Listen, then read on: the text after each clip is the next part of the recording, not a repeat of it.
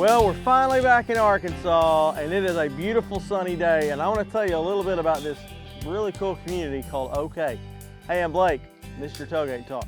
We are sitting right in front of a gate that we can't go through that leads to an old cement plant.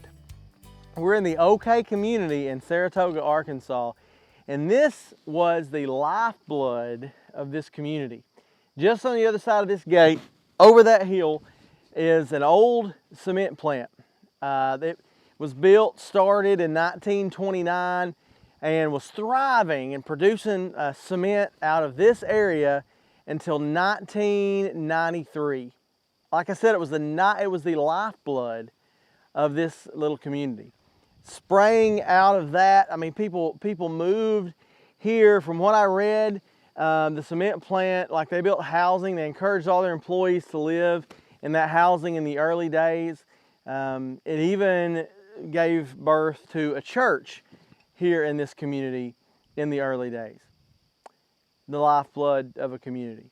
And yet, when we rolled up here to film this, we rolled up on a closed gate. A gate that was padlocked shut with a no trespassing private property sign, because this cement plant that was once the lifeblood of a community is shut down. Something that had all people's hopes and futures and dreams had rested upon is no longer in operation. It's ironic because Jesus talked about what we build our lives on in Matthew chapter 7 when he said, "The wise man builds his house on sand, the foolish man builds his house on a rock." It's the idea that even our jobs, even the lifeblood of our life, our bread and butter, the thing that puts food on our table, we think, can be taken away. And so quickly. I mean, how many of you watching this have experienced that maybe in your life, where something that you thought you would be doing for the rest of your life was taken, and you had to completely figure out the rest of your life's plans? So, what are you building on? Are you building on your plans and your dreams, or are you building on His? Because you see, if you're building on the foundation of Jesus Christ and whatever He lays out for you, no matter what comes and goes, that's not going to change.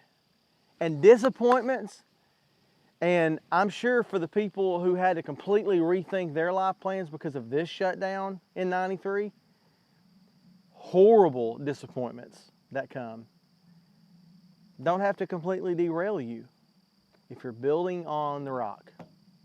Hey, this is part one of the lifeblood of the OK community. And now tune in next week for our next Tailgate Talk, when I want to show you part two of what I think was the real lifeblood of the OK community.